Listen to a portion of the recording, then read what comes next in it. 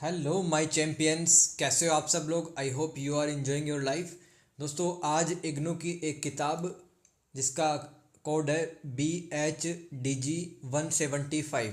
इसका जो नाम है दोस्तों, इस किताब का नाम मध्यकालीन भारतीय साहित्य एवं संस्कृति, यानी कि दोस्तों 15वीं सदी के आसपास की बातें की जाएंगी कि कौन कौन से कवियों ने साहित्य में क्या क्या योगदान दिया और भारत की संस्कृति के बारे में बताया गया है। दिसंबर 2024 में जो पेपर लगा था दोस्तों, उसी का अपन सॉल्यूशन देखेंगे। मैं आपको समझाऊंगा और किस तरह से आप शानदार बढ़िया नंबर ला सकते हो, वो आप आंसर राइटिंग के माध्यम से समझ सकते हो। मैंने किस तरह से लिखा वैसे लिखना है। 100 नंबर का पेपर है, 35 नंबर पास होने के लिए चाहिए और 3 घंटे अपने को टाइम इसमें मिलता है। ठीक है, तो दोस्तों ये मेरी तरफ से इस सब्जेक्ट की पहली वीडियो होगी और आने वाले टाइम पर इसके लिए मैं गेस्ट पेपर भी बना दूंगा। ठीक है, और इस प्रीवियस ईयर और बना दूंगा, राइट, जो जून में लगा था 2024 में। तो समझते हैं दोस्त, अगर आपको पसंद आया कंटेंट, ठीक है, तो एक बढ़िया सा कमेंट करके जा सकते हो यार, क्योंकि उससे वीडियो की रीच बढ़ती है और मोटिवेशन मिलता है। पहला सवाल देखते हैं दोस्तों, भक्ति संबंधी दार्शनिक मतों का विश्लेषण करें। यानी कि दोस्तों भारत के अंदर विभिन्न संतों ने भक्ति को आगे बढ़ाया है। उनकी कुछ फिलोसॉफी, जिसको अपन उनके दर्शन कहते हैं, दर्शन यानी कि सामान्य सिद्धांत, ठीक है, उनको बताना है, उनकी डेफिनेशन वगैरह। तो भक्ति संबंधित दार्शनिक मत ईश्वर के स्वरूप, यानी कि जो भगवान है उसको, उसका नेचर क्या है, उसकी प्रकृति क्या है, विशेषता क्या है, और भक्ति के मार्ग पर अलग अलग दृष्टिकोण, दृष्टिकोण का मतलब होता है नज़रिया। तो ये भक्ति संबंधी जितने भी दार्शनिक मत हैं, ये भगवान को हासिल करने के अलग अलग रास्ते बताते हैं। पहला है अद्वैतवाद, पहला दर्शन। तो यह दर्शन शंकराचार्य जी के द्वारा दिया गया। इस मत के अनुसार, मत यानी सिद्धांत, ब्रह्मा ही एकमात्र सत्य है। ब्रह्मा कौन है दोस्तों? ईश्वरीय सत्ता का नाम ब्रह्मा है। और जीव और ब्रह्मा एक ही है, यानी कि जो पेड़ पौधे हैं, जानवर, इंसान, ये सारे जीव कहलाते हैं। ठीक है, और ब्रह्मा, ये सब एक ही है, यानी कि किसी इंसान में भी भगवान का निवास होता है। भक्ति को अद्वैतवाद में ज्ञान प्राप्ति का एक साधन माना जाता है, जो अज्ञान और अविद्या का नाश करती है। यानी कि भक्ति जब भी कोई साधक करता है, भक्त करता है, तब उसे सच्चा ज्ञान हासिल करना चाहिए, जिससे कि उसका अहंकार मिट जाए, उसका अज्ञान मिट जाए और मोक्ष का जो रास्ता है वो खुल जाए। मोक्ष यानी कि दोस्तों धरती पर हिंदू धर्म की मान्यताओं के अनुसार इस धरती पर कर्मों के अनुसार इंसान है, वापस से जन्म लेता है, मरता है, वापस से जन्म लेता है, अलग अलग योनियों में भटकता है। ठीक है, तो मोक्ष का मतलब है जन्म और मृत्यु के चक्कर से छुटकारा पाना। दूसरा दर्शन है दोस्तों विशिष्टाद्वैतवाद। ठीक है, नाम आपको ध्यान रखने हैं। यह रामानुजाचार्य जी के द्वारा दिया गया, ये संत थे। इस मत के अनुसार ब्रह्मा और जीव एक ही है, लेकिन ब्रह्मा जीव की तुलना में अधिक शक्तिशाली, यानी कि ब्रह्मा जीव को नियंत्रित कर सकता है। भक्ति को इस मत में ईश्वर के प्रति प्रेम और समर्पण के रूप में देखा जाता है, जो मोक्ष का साधन है। यानी कि दोस्तों मोक्ष पाने के लिए हमें क्या करना पड़ेगा? ईश्वर भगवान के लिए सच्चा प्रेम दिखाना पड़ेगा और उनके प्रति कमिटेड, यानी कि समर्पित होना पड़ेगा पूरी तरह से। तीसरा मत है दोस्तों द्वैताद्वैतवाद। यह निम्बार्काचार्य जी के द्वारा दिया गया एक दर्शन या मत है। यह मानता है, यानी कि ये जो मत है, इसके अनुसार ब्रह्मा और जीव अलग अलग है ना। ब्रह्मा यानी कि ईश्वरीय सत्ता, भगवान अलग है, जीव अलग है, लेकिन वे एक दूसरे से अभिन्न रूप से जुड़े हुए हैं, यानी कि वो अलग नहीं रह सकते, जुड़े हुए हैं। भक्ति को द्वैतवाद में ईश्वर के प्रति प्रेम और समर्पण के साथ ज्ञान और मुक्ति की प्राप्ति के रूप में भी देखा जाता है। यानी कि दोस्तों भक्ति क्यों करता है एक साधक? द्वैत के अनुसार, यानी कि उसको ईश्वर से सच्चा प्रेम हो जाए, है ना, उसको सच्चा ज्ञान हासिल हो जाए और अंत में उसे मुक्ति मिल जाए। चौथा मत भारतीय दर्शन है द्वैतवाद। यह माधवाचार्य जी का एक दर्शन है। भक्ति को द्वैतवाद में ईश्वर के प्रति प्रेम और समर्पण के साथ ईश्वर की कृपा प्राप्त करने के मार्ग के रूप में देखा जाता है। यानी कि द्वैतवाद के जो भक्त होते हैं, ये मानते हैं जब तक कि भगवान की कृपा नहीं प्राप्त होती है, भगवान नहीं मिल सकता है। इस मत के अनुसार जीव और ब्रह्मा हमेशा अलग अलग होते हैं। ध्यान रखना है दोस्तों, ये क्या है? भारतीय संस्कृति में जो संतों के हैं वो दर्शन है, उनकी फिलोसॉफी है। शुद्धाद्वैतवाद, शुद्ध प्लस अद्वैतवाद, इसका संधि विच्छेद करेंगे तो यह दर्शन या यह मत या यह सोच वल्लभाचार्य जी के द्वारा दी गई। इस मत के अनुसार दोस्तों ब्रह्मा ही एकमात्र सत्य है और जगत मिथ्या है, संसार झूठा है और जीव ब्रह्मा का अंश है, यानी कि जो पेड़ पौधे हैं, जानवर हैं, इंसान हैं, ठीक है, वो किसका अंश है? ब्रह्मा का एक अंश है, उसी से निकले हैं। जगत सत्य है तथा ब्रह्मा से ही उत्पन्न है, ठीक है। आगे चलते हैं। ये जगत असत्य लिख लेना यार, जगत असत्य है तथा ब्रह्मा से ही उत्पन्न है। इस सिद्धांत के नाम में अद्वैतवाद के साथ शुद्ध इस शब्द इसलिए जोड़ा गया है ताकि इसे शंकराचार्य और रामानुजाचार्य जी के सिद्धांतों से पृथक समझा जाए। तो दोस्तों आपको बहुत कम डिफरेंस समझ में आएगा कि द्वैतवाद शुद्धाद्वैतवाद थोड़ा सा अंतर है, क्योंकि पता चल जाए कि ये मत अलग अलग हैं, ठीक है, ध्यान देना। आगे चलते हैं दोस्तों। शुद्धाद्वैतवाद में एक और पॉइंट लिख दो, जीव ब्रह्मा से जुड़ा हुआ है और उसका कोई अलग से अस्तित्व नहीं होता है। किसका? जीव का, या इंसान, जानवरों, पेड़ पौधों का। आगे चलते क्वेश्चन नंबर 2 दोस्तों, भक्ति आंदोलन के महत्व को विस्तार से बताएं। मैं बार बार कह रहा हूं दोस्तों, सवाल को चाहे 5 बार पढ़ लेना, लेकिन आपको 8-9 सवालों में 5 अटेम्प्ट करके लिखने हैं, ठीक है। तो दोस्तों आपका जो पसंदीदा आंसर क्वेश्चन है वही तो लिखोगे आप। भक्ति आंदोलन बहुत आसान है दोस्तों, इसका मतलब ईश्वर के प्रति प्रेम और समर्पण से है ना, जो कि एक ऐसी भावना है जो व्यक्ति को भगवान के साथ गहरा संबंध स्थापित करने में मदद करती है। यह आंदोलन मध्यकालीन भारत में विकसित हुआ था, जिसने कर्मकांडों यानी कि जो समाज में पाखंड फैले हुए थे, बुराइयां फैली हुई थी, और औपचारिक पूजा की तुलना में व्यक्तिगत भक्ति पर अधिक ध्यान दिया गया। यानी कि दोस्तों भक्ति आंदोलन में जितने भी संत थे उन्होंने कहा कि कोई बहुत बड़े बड़े यज्ञ अनुष्ठान कर्म कांड करने की आवश्यकता नहीं है, बस आंख बंद करके भगवान का चिंतन करने से ही भगवान की प्राप्ति हो जाती है। और दोस्तों इसकी कुछ विशेषताएं या महत्व देख लो भक्ति आंदोलन की। जाति व्यवस्था का विरोध किया, यानी कि जात पात से ऊपर उठना चाहिए, क्योंकि जाति से भेदभाव होता है। मैंने सिर्फ हेडिंग लिखी है, आप अपनी समझ के हिसाब से लिख देना दोस्तों, ठीक है। सामाजिक समानता, यानी कि समाज के अंदर जितने भी रहने वाले लोग हैं सभी को एक समझा जाए, यह संत मानते थे। हिंदू मुस्लिम में एकता बनी रहनी चाहिए ताकि सांप्रदायिक सौहार्द बना रहे। क्षेत्रीय भाषाओं का विकास हुआ इसमें। धार्मिक सहिष्णुता, ठीक है, भक्ति आंदोलन का ये महत्व है। सहिष्णुता का मतलब होता है कि मतलब धर्म, आप अपने धर्म के को लेकर बहुत ज़्यादा कट्टर नहीं है, दूसरे के धर्म ग्रंथों को आप सम्मान देते हैं, दूसरे धर्मों को भी रिस्पेक्ट कर देते हैं, तो वही है धार्मिक सहिष्णुता। सामाजिक चेतना, यानी कि व्यक्ति अपने दिमागी अंधकार को दूर करके, ठीक है, वो तर्क और विज्ञान का सहारा लेकर के अपनी सिद्धांत खुद बनाता है, इसको सामाजिक चेतना कहते हैं। आध्यात्मिकता का विकास करना। आध्यात्मिकता दोस्तों एक प्रकार की यात्रा होती है जिसमें एक साधक या भक्त होता है, वो भगवान को हासिल करने के बारे में सोचता है।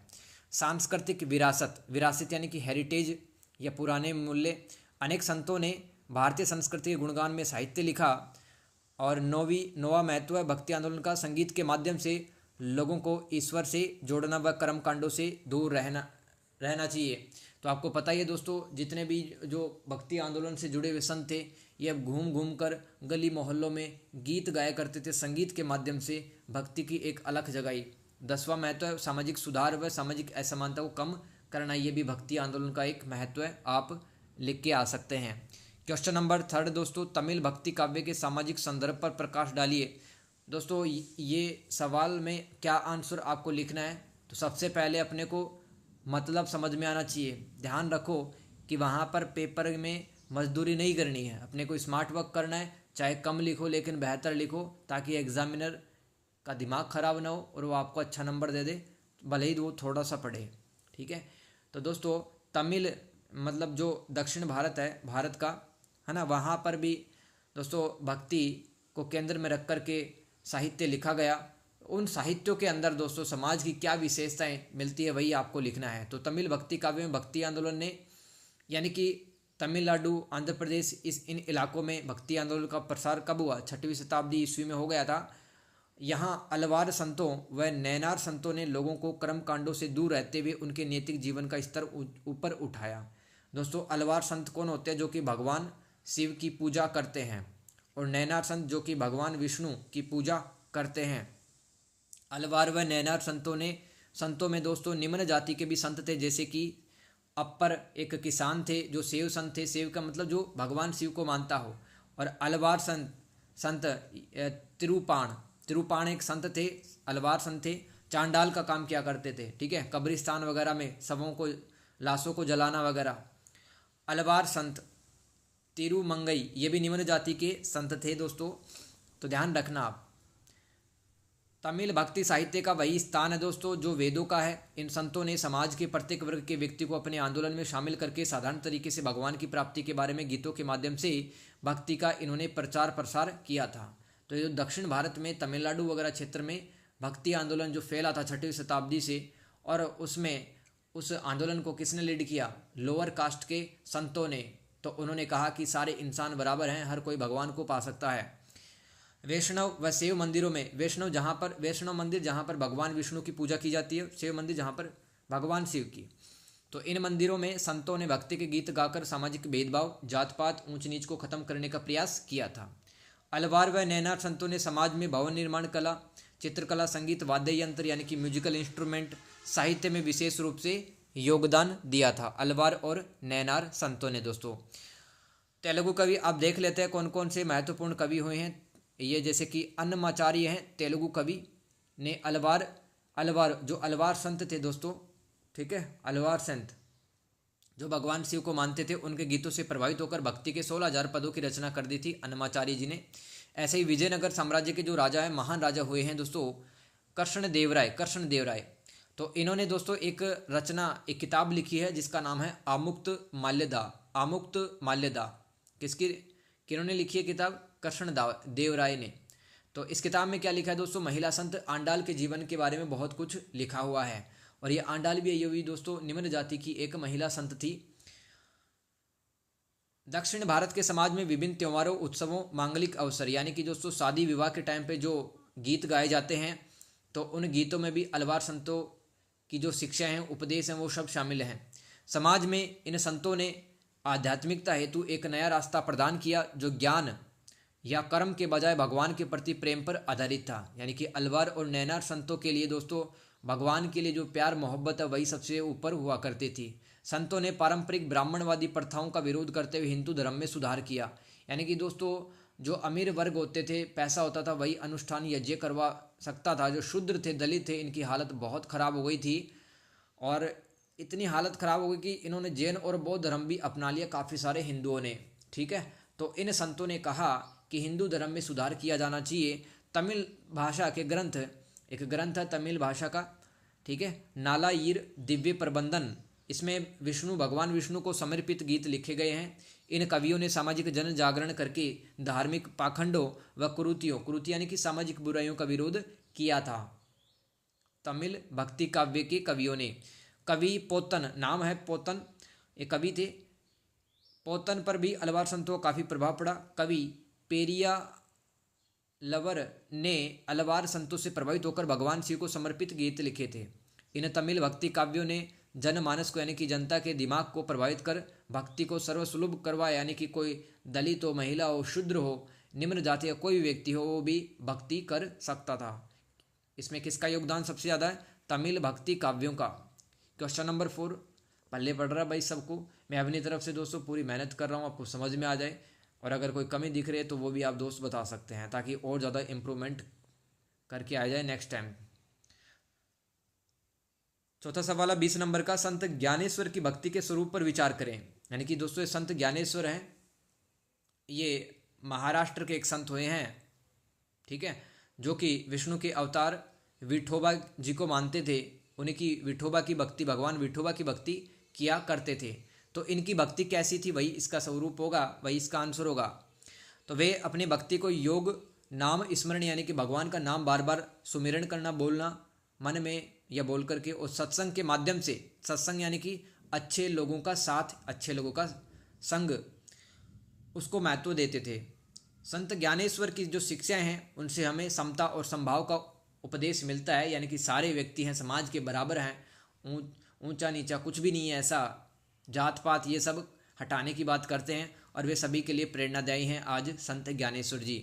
इन्होंने भगवान विठोबा के प्रति अपनी भक्ति गीतों को शिक्षाओं के माध्यम से अपने उपदेश बताए हैं। ज्ञानेश्वर ने योग और भक्ति को एक साथ जोड़ा। योग के माध्यम से भीतर के ज्ञान को उजागर करते थे। ये भक्ति के माध्यम से विठोबा से जुड़ने की बात भी करते थे, यानी कि भगवान विठोबा से जुड़ना है तो आपको भक्ति करनी पड़ेगी।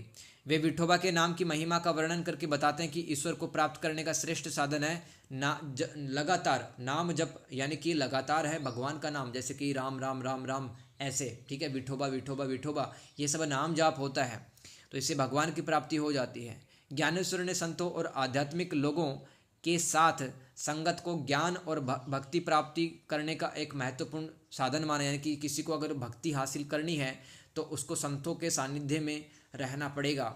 इन्होंने सामाजिक आडंबर, यानी कि समाज में जो फैली हुई बुराइयां हैं उन पर चोट करते हुए कहा कि समाज के सभी लोग ईश्वर के सामने बराबर हैं और ईश्वर की भक्ति सर्वसुलभ है, यानी कि सभी को उपलब्ध है। क्वेश्चन नंबर 5 दोस्तों, तुकाराम, संत तुकाराम के काव्य में दार्शनिक पक्ष की विवेचना करें। दोस्तों महाराष्ट्र के प्रसिद्ध संत थे तुकाराम और मराठी काव्य में महत्वपूर्ण योगदान भी इनका रहा है। इनके काव्य में दार्शनिक पक्ष मुख्य रूप से भक्ति, कर्म, मोह माया, ज्ञान पर आधारित है। तुकाराम ने काव्य में ईश्वर की भक्ति को सबसे ऊंचा स्थान दिया है। कर्म कांडों को छोड़कर उन्होंने मनुष्य के जीवन में ज्ञान और कर्म की भूमिका पर प्रकाश डाला है। भक्ति के बारे में देख लो तो तुकाराम के लिए ईश्वर की भक्ति जीवन का एकमात्र लक्ष्य है। वे ईश्वर के प्रति प्रेम और समर्पण को दर्शाते हैं। आगे कर्म, तुकाराम जी कहते थे कि व्यक्ति को अपने कर्तव्यों का या अपनी जिम्मेदारियों का पालन करना चाहिए तथा अच्छे ही कर्म करने चाहिए। माया यानी कि धन दौलत या भौतिक वस्तुएं या जो बाहर का दुनिया है वो माया कहलाता है और ये माया भटकाती है, इंसान को डिस्ट्रैक्ट करती है। माया मनुष्य को संसार में बांध देती है, इससे उसकी आध्यात्मिकता का विकास रुक जाता है। कौन कहते थे? संत तुकाराम। संत तुकाराम जी कहते थे अगर माया से ऊपर आना है आपको तो सच्चा ज्ञान और सच्ची भक्ति करनी पड़ेगी। सगुण और निर्गुण। सगुण का मतलब होता है जब कोई भक्त या साधक ऐसा मानता है कि भगवान का अवतार होता है तथा भगवान का एक आकार है निश्चित, वो सगुण कहलाता है। निर्गुण का मतलब भगवान का कोई रूप रंग आकार नहीं है तथा भगवान अवतार नहीं लेते हैं। वे ईश्वर को सगुण व निर्गुण रूप में स्वीकारते थे। अन्य विचार देख लो। तुकाराम जी ने कहा था कि सामाजिक बुराइयों व पाखंडों के कारण व्यक्ति वास्तविक भक्ति से परिचित नहीं हो पाता है।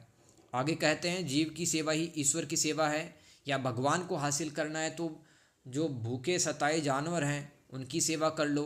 वर्ण भेद के कारण यानी कि क्षत्रिय, शूद्र या निम्न जाति, इस सब में बट जाना समाज, इससे क्या होता है मनुष्य में असमानता पैदा होती है और अत्याचार होता है छोटी जाति वालों का। और ये कहते हैं कि दोस्तों पशु बलि गलत है, यानी कि धर्म के नाम पर जानवरों की हत्या करना, ठीक है, उनका गला काटना, ये सब गलत है। और शाकाहारी जीवन जीकर ही जीवन में पवित्रता या सुचिता आती है। क्वेश्चन नंबर 6, ज्ञानदास के काव्य में शिल्प पक्ष पर विचार करें। ठीक है, ज्ञानदास दोस्तों भारत के एक संत थे जो प्रसिद्ध कवि और वैष्णव संत थे, यानी कि भगवान विष्णु की पूजा किया करते थे। ये ब्रज भाषा और बंगाली दोनों भाषाओं में अपनी कविताएं लिखते थे। ब्रज भाषा कहाँ बोली जाती है? आगरा, मथुरा, भरतपुर, इसके आसपास ब्रज भाषा बोली जाती है। इनकी रचनाएं राधाकृष्ण की लीलाओं से संबंधित थी।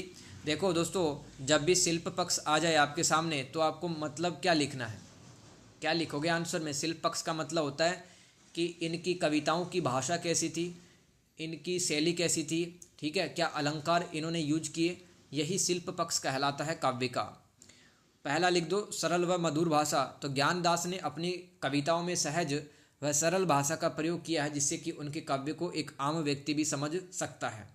फिर आत्मकथात्मक शैली का इन्होंने यूज किया है। शैली मतलब किस वे में कवि है हमें समझाना चाह रहा है मैसेज। तो ज्ञानदास ने अपने जीवन के अनुभव, विचार, भावनाओं को काव्य में व्यक्त किया है। तो इस प्रकार की शैली आत्मकथात्मक कहलाती है जिसमें इंसान अपने लाइफ, पास्ट लाइफ के जो एक्सपीरियंस है उनको शेयर करता है और फीलिंग्स को शेयर करता है।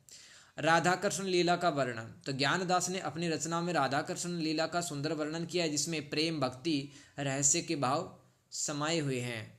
व्यंग्य और तीखापन। व्यंग्य यानी कि कटाक्ष या ताना। तो व्यंग्यात्मक शैली से इनका काव्य है वो और अधिक प्रभावी बन गया है।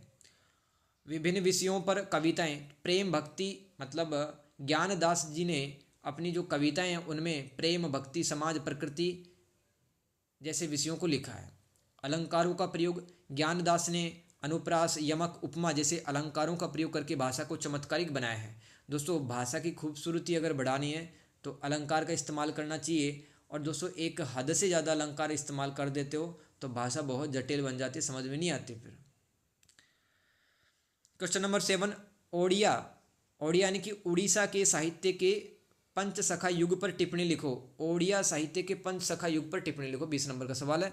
दोस्तों पंचसखा का मतलब है 5 मित्र, यानी कि उड़ीसा के अंदर 5 कवि हुए हैं, ठीक है। और उन 5 कवियों ने बहुत सी रचनाएं लिखी और उस युग को, उस टाइम पीरियड को पंचसखा युग कहा जाता है। तो पंचसखा या 5 मित्र युग ओडिया साहित्य में एक महत्वपूर्ण अवधि या समय कालखंड है जो अपनी समृद्ध आध्यात्मिकता और साहित्य योगदान हेतु जाना जाता है। इस युग में 5 प्रभावशाली कवियों का योगदान हुआ। 5 कवि कौन से, तभी तो पंचसखा युग कहते हैं। युग का मतलब एक निश्चित समय का टाइम, ठीक है। तो उस टाइम पे 5 कवि काफ़ी ज़्यादा फेमस थे उड़ीसा में और इन्होंने ओडिया साहित्य लिखा है। वही पूछा आपसे, एक तो अच्युतानंद दास, एक अनंत दास, जसोबंत दास, जगन्नाथ दास, बलराम दास। ये कवि अपनी साझा वैष्णव मान्यताओं और घनिष्ठ संबंध के कारण सामूहिक रूप से पंचसखा के रूप में जाने जाते हैं।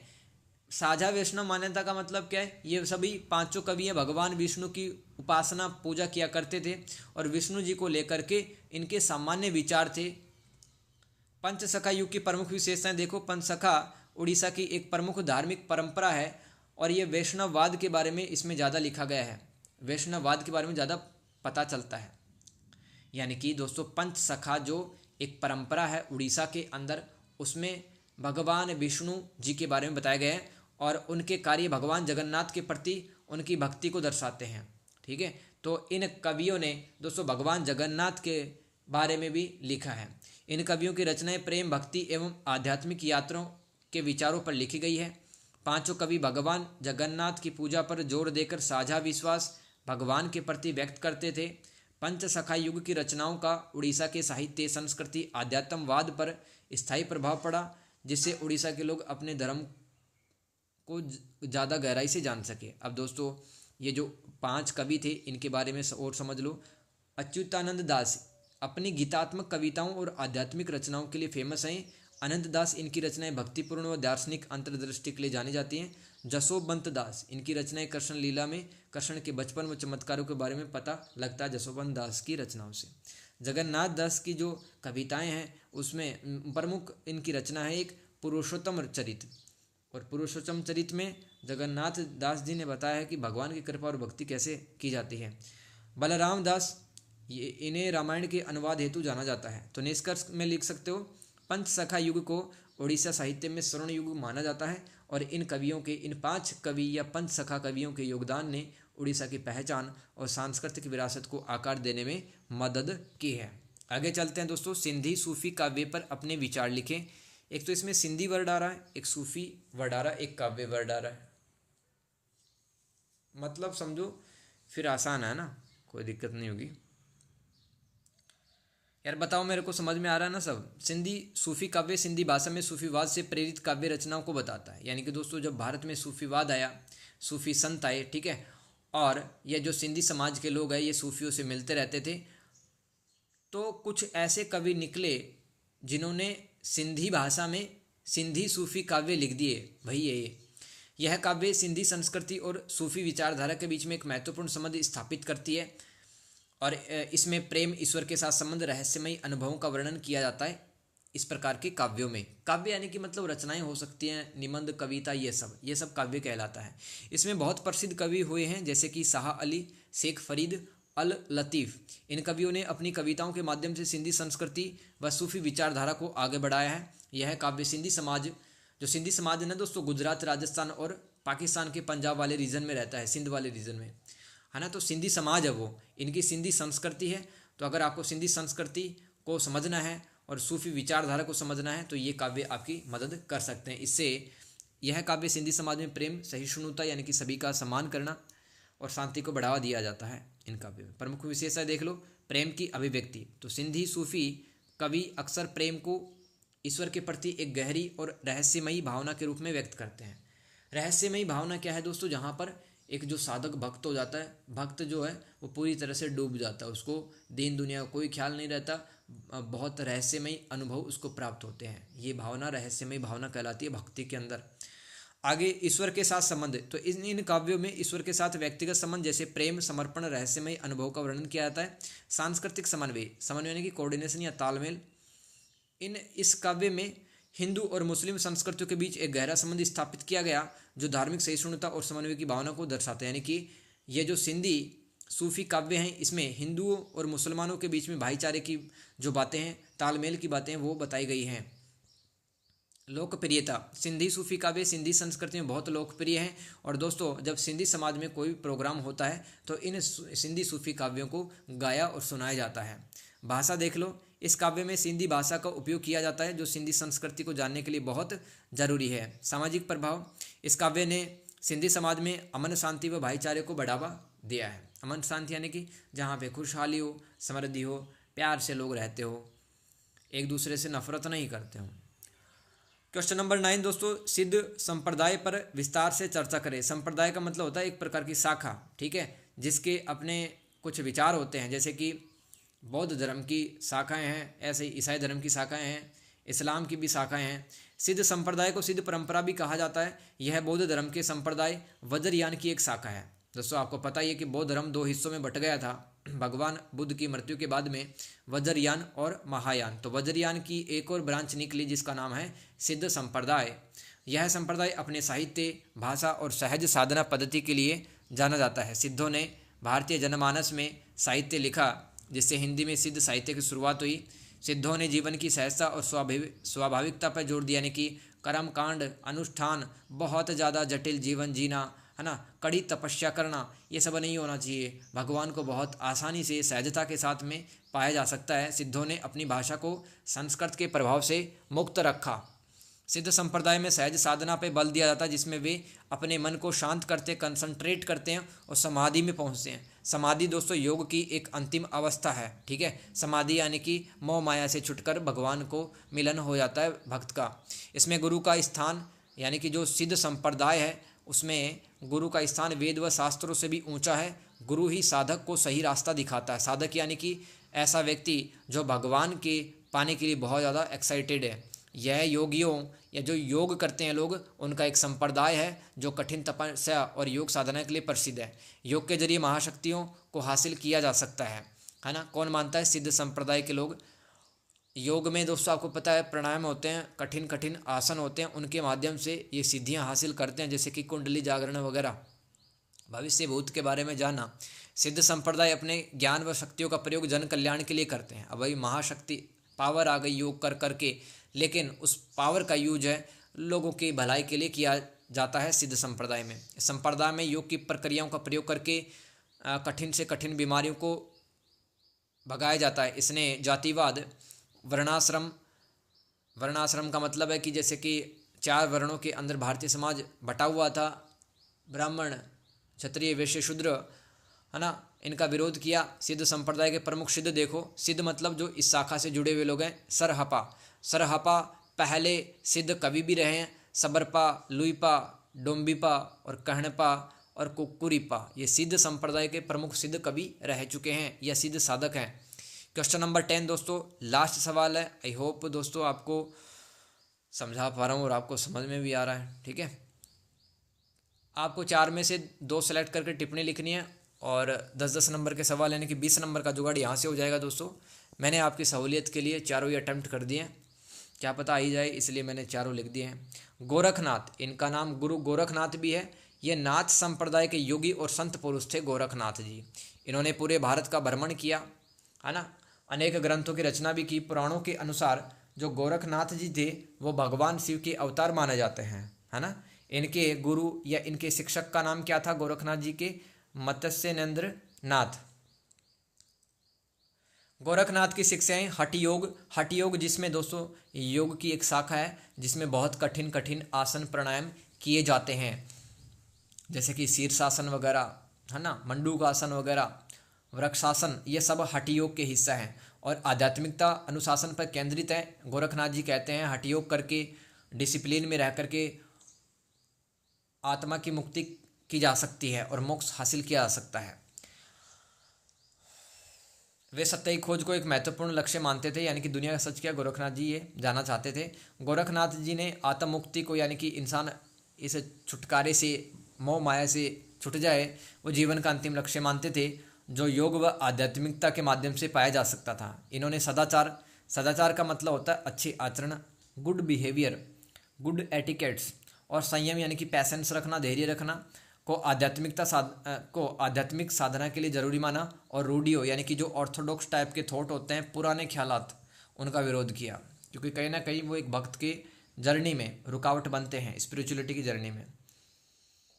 अक्का महादेवी दोस्तों दूसरा सवाल है इसमें, 10 नंबर का है ये भी, तो आप लिख सकते हो कौन थी अक्का महादेवी। ये 12वीं सदी की एक कन्नड़ कवियत्री और शिव भक्त थी। भगवान शिव को काफ़ी ज़्यादा मानती थी और अपना पति भी मानती थी। इनका जन्म कर्नाटक के शिवमोगा जिले में हुआ। बचपन से ही शिव की पूजा आराधना की, शिव को अपना हस्बैंड मानती थी अक्का महादेवी जी।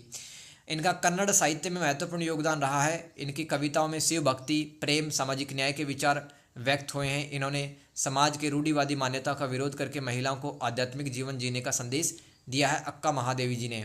इनके जीवन का प्रमुख उद्देश्य, पर्पज क्या था? सांसारिक बंधन जो होते हैं, ठीक है, मोह माया है, उससे मुक्ति पाकर भगवान की, शिव की भक्ति में लीन होना, डूब जाना।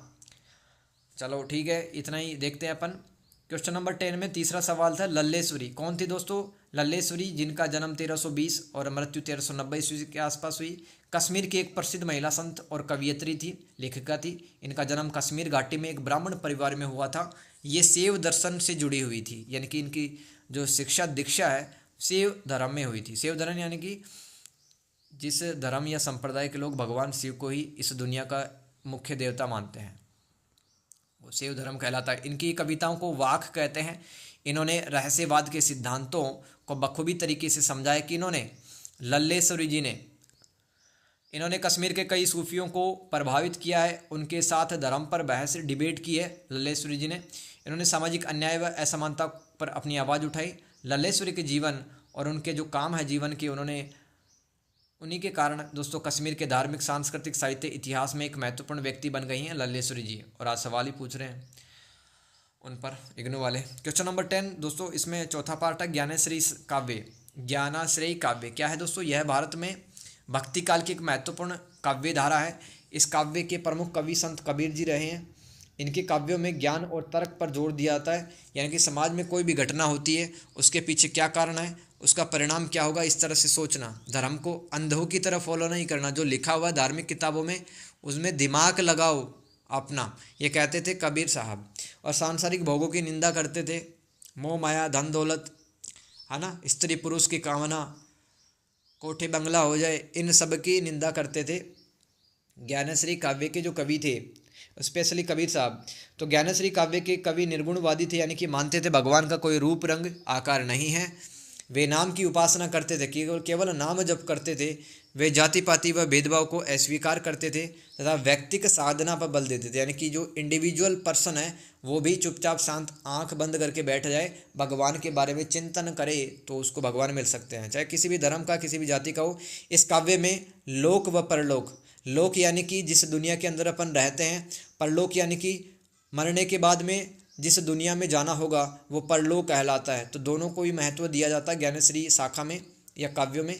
कवि जीवन की नश्वरता की बात करके जीवन में पाखंडों, पुरानी मान्यताओं व विषमताओं का विरोध करते हैं। नश्वरता यानी कि दोस्तों ये जीवन लगातार खत्म होता जा रहा है, हर दिन हम बदल रहे हैं, हम मृत्यु की तरफ आगे बढ़ते जा रहे हैं। क्यों ना समय रहते कुछ अच्छा कर लिया जाए, भगवान को हासिल कर लिया जाए, यही कहते थे ज्ञानेश्वरी काव्य के जो कवि थे। तो मुझे दोस्तों इसी तरह से आपका सपोर्ट चाहिए। सपोर्ट मिलेगा तो मैं आपके लिए और वीडियो बनाऊंगा। आप लाइक, कमेंट और शेयर करके मुझे सपोर्ट दे सकते हैं, ठीक है। तो कैसा लगा वीडियो एक्सप्लेनेशन आपको ज़रूर से बताना दोस्तों। और अगर आप कोई फ्रेंड है उसको भी शेयर कर सकते हो, राइट। इस वीडियो को बार बार देखें, याद करें दोस्तों, क्योंकि किसी भी सब्जेक्ट में अच्छे नंबर लाने हैं तो उसका एक ही मूल मंत्र है, सक्सेस मंत्र क्या है कि उस सब्जेक्ट के आप कुछ शब्द सीख जाओ। तो दोस्तों यहीं पर समाप्त करते हैं, अपना ख्याल रखिए, है ना। मिलते हैं नेक्स्ट वीडियो में, तब तक के लिए take care and goodbye. Thank you so much.